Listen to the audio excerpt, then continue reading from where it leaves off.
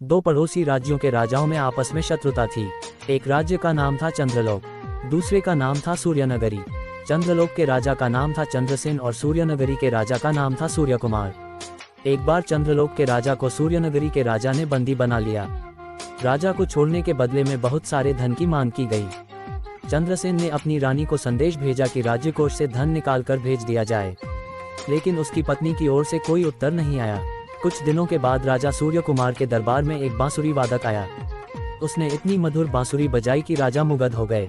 उन्होंने बांसुरी वादक से आग्रह किया कि वह कुछ दिन अतिथि बनकर महल में रुके। बांसुरी वादक ने राजा की इच्छा को पूरा किया और महल में रुक गया। 5 दिन बाद जब वह अपने देश वापस जा रहा था, तब राजा सूर्यकुमार ने उससे कहा, हम आपको अपनी ओर से कोई उपहार देना चाहते हैं, आप अपनी इच्छा हमें बताएं।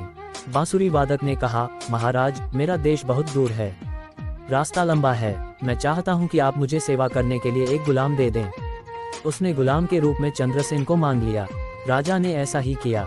बांसुरी वादक चंद्रसेन को लेकर चल दिया। जल्दी ही वे सूर्यनगरी से बाहर निकल गए। चंद्रलोक की राजधानी के पास पहुंचकर अचानक बांसुरी वादक गायब हो गया। चंद्रसेन ने उसे काफी ढूंढा। जब कुछ पता नहीं चला तो वे अपनी राजधानी वापस पहुंच गए।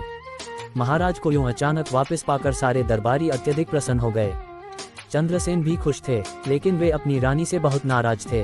घातक की वे रानी से नहीं मिलना चाहते। हमारा संदेश मिलने पर भी उन्होंने हमें छुड़ाने के लिए कुछ नहीं किया, यहाँ तक कि हमारे संदेश का कोई भी उत्तर नहीं दिया।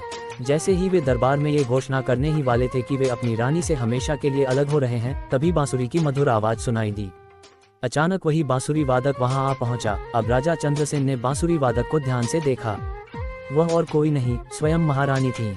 महारानी आप, तो आपने हमें छुड़ाया है। आपकी चतुराई के कारण हमें अपने राज्य कोष से धन भी नहीं निकालना पड़ा।